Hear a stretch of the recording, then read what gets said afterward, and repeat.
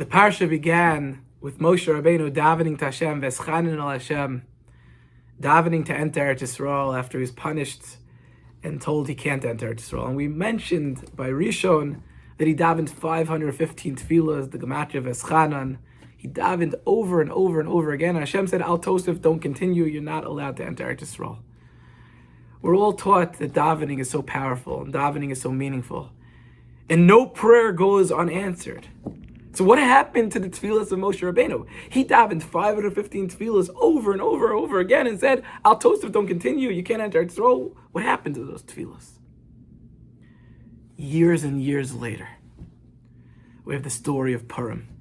In the story of Purim, there was a gzeirah, there was a decree, that was nechtam, that was already sealed, the Chazal teach us, that were going to be destroyed.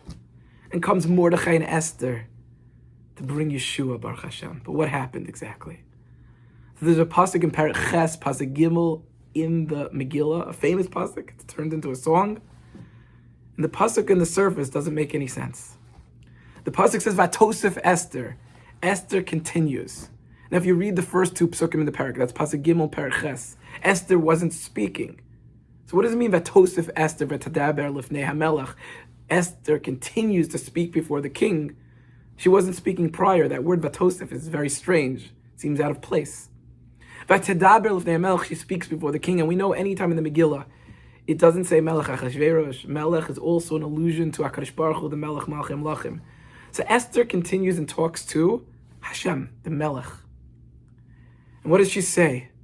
First, Vatipal, Lifnei Raglav, she falls before his feet. We have to understand what's going on there. Vatefk, and she cries. Vatischanen lo, and she pleads with him.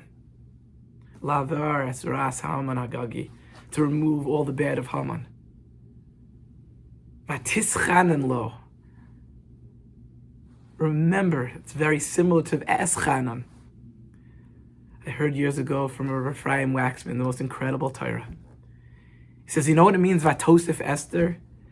That Esther continued to speak. She wasn't speaking beforehand.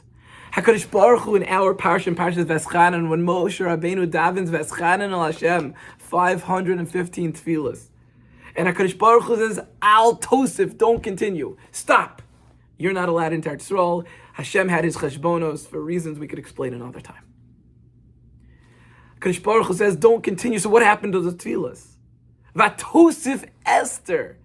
Esther continues. That's why it says Vatosef Esther.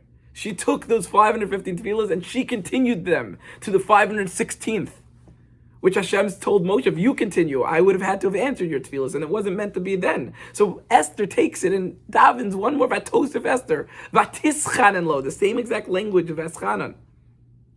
And she continues, Vatipol lifnei raglav. Vatipol, she falls in front on her feet. What? Lifnei raglav, before his feet. What's Vatipol? Vatipol is exactly gematria 516.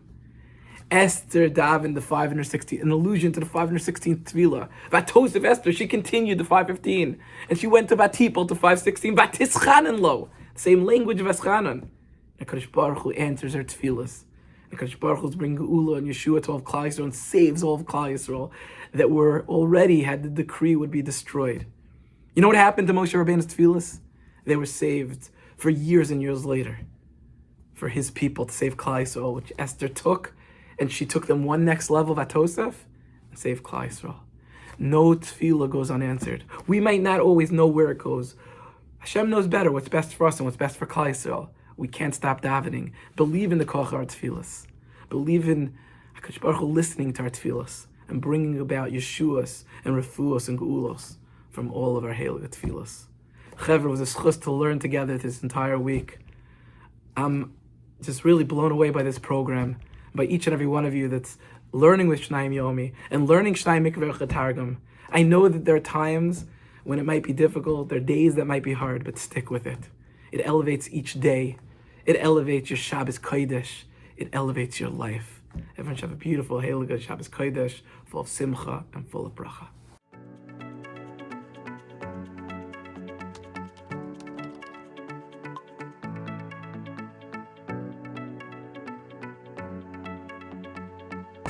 You